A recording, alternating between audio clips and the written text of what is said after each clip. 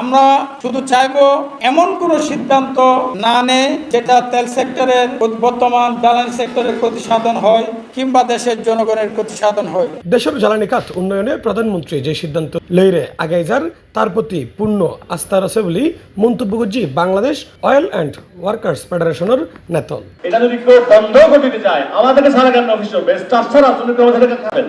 দুপুরে নগরের আগ্রাবাদত Jamuna oil company লিমিটেডের কার্যালয়ে জ্বালানি খাতর শ্রমিকলর হয়রানি ও সুবিধা বাতিলের পাইতারা বন্ধ ও অস্থায়ী শ্রমিকলর স্থায়ী করার দাবিতে আয়োজিত প্রতিবাদ সমাবেশত এহতা হয় ফেডারেশনের নেতা।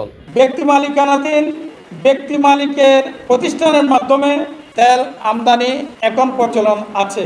সরকার যদি নতুনভাবে উদ্যোগ নেয় সেখানে আমাদের মতামত হচ্ছে মাননীয় প্রধানমন্ত্রী তারেক রহমান ঘোষণা করেছেন উনি দেশের উন্নয়নের জন্য দেশকে উন্নত রাষ্ট্রের কাতারে নিয়ে যাওয়ার জন্য উনি কাজ করতেছেন। তার সেই কথার উপর আমাদের আস্থা রয়েছে।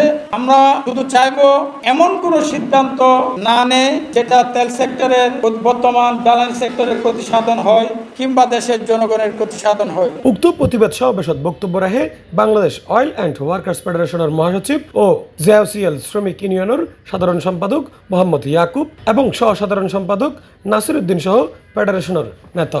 সমাবেশের আগেই শ্রমিক কর্মচারীর হয়রানির বন্ধ চাকরি স্থায়ী সহ বিভিন্ন দাবিতে বিক্ষোভ মিছিল করে শ্রমিক কর্মচারী।